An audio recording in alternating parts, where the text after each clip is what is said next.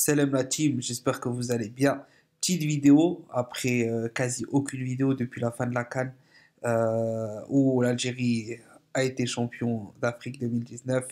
Toujours aussi content de la chose. Mis à part ça, on va reprendre les vidéos un peu. Donc, il va y avoir du FIFA 20 qui arrive, du FUT, du mode carrière pour ceux qui aiment FIFA. Et sinon, toujours des analyses un peu autour de l'équipe nationale d'Algérie puisque la chaîne tourne autour de ça, analyse l'équipe d'Algérie, que ce soit des avant-matchs, des après-matchs, des listes, telle ou telle information, etc., etc. Donc bref, là on va parler de la liste des 23 sur le match du 10 octobre face au Congo et le match face au 15 octobre face à la Colombie. Donc Jamel Belmadi nous a sélectionné une liste des 23 avec très peu de surprises mais quelques bonnes nouvelles quand même. Donc, on a dans les cages les trois joueurs qui étaient là comme d'habitude. Donc, pour moi, on a vraiment Bolhi qui est numéro 1 ou Kitcha numéro 2. Je pense qu'il faut maintenant commencer à les faire jouer un match chacun. Parce que, en fait, Bolhi, un jour, il va peut-être partir avant Okidja. Il peut avoir plus de méformes. Okidja, là, il est stable, il est en Ligue 1. Donc, il faut le faire bosser. Il faut lui faire aussi créer qu'il ait un peu cette connexion avec ses défenseurs centraux. Et donc, pour moi, c'est un match chacun. Maintenant, en tout cas, sur les matchs amicaux, etc., etc. Asdin Douha doit être là pour pallier à une absence éventuelle d'un des deux numéros un ou 2.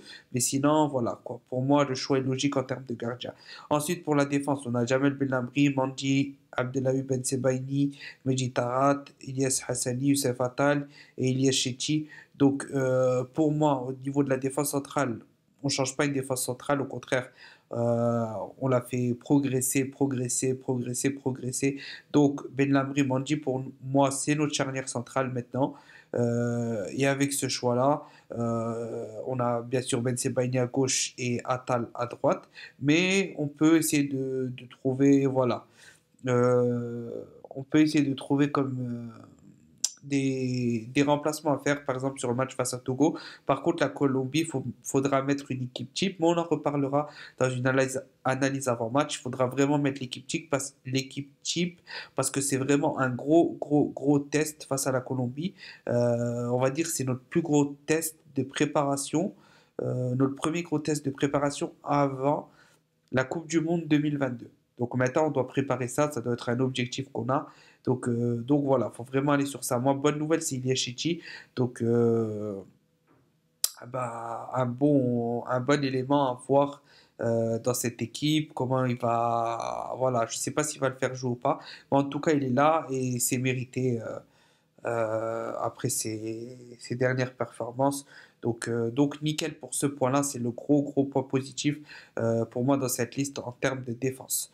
Ensuite, pour le milieu de terrain, on a Boudaoui, Abeid, Benasser, Kedjoura, Zinedine Ferhat, Belaïli, Ben Rahma et Ferrouli.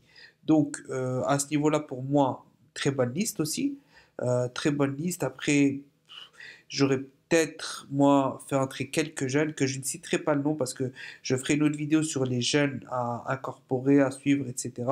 Mais voilà, c'est une liste qui est méritée correcte. Sindine Ferhat correct, bon début de saison avec Nîmes.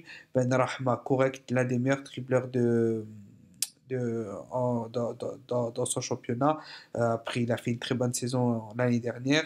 Donc, totalement mérité. Et le reste, c'est les joueurs qui étaient là à la CAN. Donc à ce niveau-là, c'est parfait. Il faut garder ça. Donc on a, pour moi, Guedjura qui doit venir maintenant, mais il doit plus forcément jouer. Pour moi, il doit jouer peut-être une fois sur deux ou rentrer en cours de match. Maintenant, on doit placer. Soit on joue avec une sentinelle en 6, on met Abeid.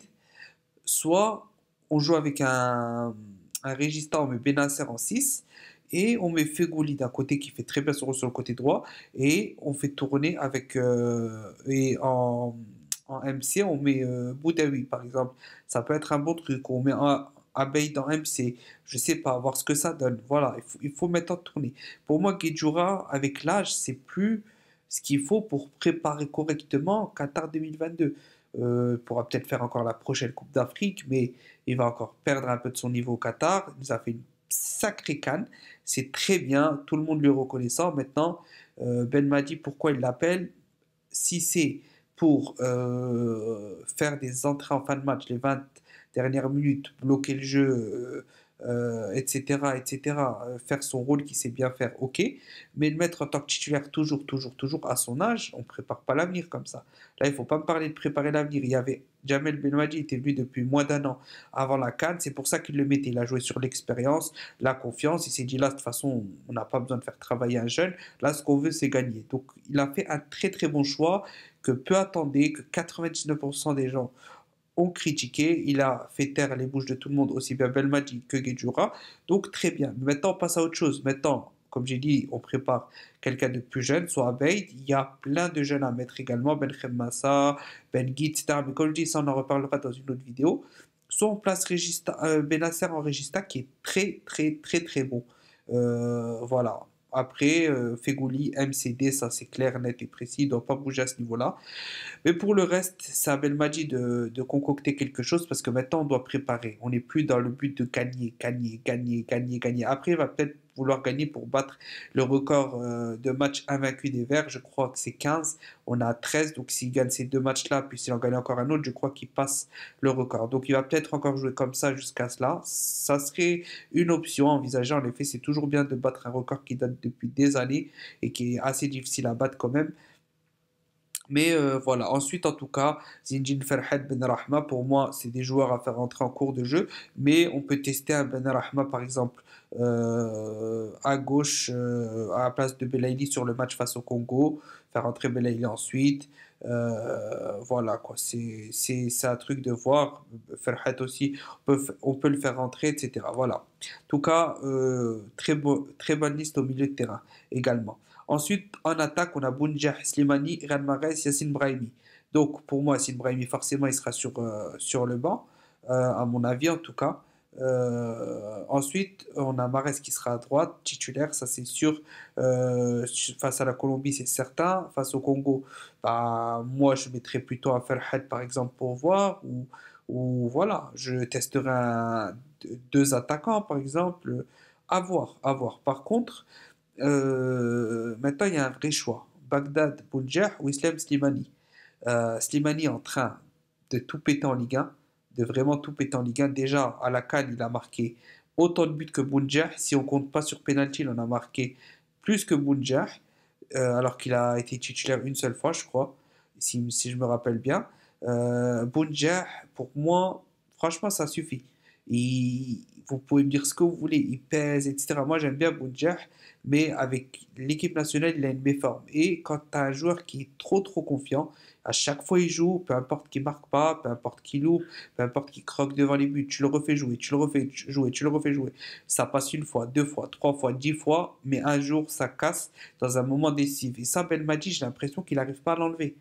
Ben, personnellement, j'ai vraiment l'impression que je sais pas que Belmadi n'arrive pas à enlever Bounjah. Je sais pas. C'est comme s'il allait casser quelque chose ou je sais pas. C'est Bounjah, c'est un très bon attaquant. Il l'a connu au Qatar, comme son équipe, il l'a élogé, etc. Mais Slimani est beaucoup plus fort. Déjà dernièrement, en tout cas, là, en tout cas, si on parle du moment, en ce moment, Islam Slimani est beaucoup plus fort. Et Islam Slimani ne croque pas, il est toujours décisif. Bounjah, il n'est pas toujours décisif, loin de là. Il a même beaucoup, il fait même beaucoup de boulettes. Donc, à ce niveau-là, pour moi, je mettrais Slimani face au Congo entièrement. Et Bounjah, je le mettrais face à la Colombie, je mettrais la même équipe que la CAN avec toujours la même façon de jouer, la même motivation. Et en même temps, ça permet à Bounjah de se réveiller. S'il voit que Slimani, là, face au Congo, il a été à sa place. Si Bounjah fait un mauvais match face à la Colombie, il sait que Slimani fait une très bonne saison. Il va se dire, ouais, là, si je me réveille pas, ça passera pas pour moi la prochaine fois. Donc voilà. En tout cas, très très bonne liste. On est impatient de voir les matchs, surtout face à la Colombie le 15 octobre 2019. Donc voilà, j'espère que cette petite vidéo d'analyse vous aura plu. N'hésitez pas à me dire dans les commentaires qu'est-ce que vous pensez de la liste, comment que vous voyez la suite de l'équipe nationale là, pour ces deux matchs amicaux, etc. Est-ce que vous pensez aussi qu'au milieu de terrain, par exemple, Guedjoura, comme moi, ne doit pas forcément jouer maintenant, il doit juste rentrer en cours de jeu pour solidifier tout ça, mais on doit préparer un Beid en 6 ou on doit préparer un Benasser en Regista. Voilà, donnez-moi votre avis sur tout ça. Qu'est-ce que vous pensez de la venue d'Ilias Chetty? Qu'est-ce que vous pensez de la convocation de Ferhat et Ben Rahma, méritée, non méritée, et pourquoi? Et surtout le dilemme Bounjah ou Slimani. Quel serait votre choix et pourquoi? Précisez-le en commentaire. Voilà, en tout cas, on se dit dans 2 jours pour une analyse déjà avant match face au Congo et ensuite pour plein d'autres vidéos dès que j'ai le temps. Voilà, portez-vous bien, on se dit à la prochaine. Allez, ciao.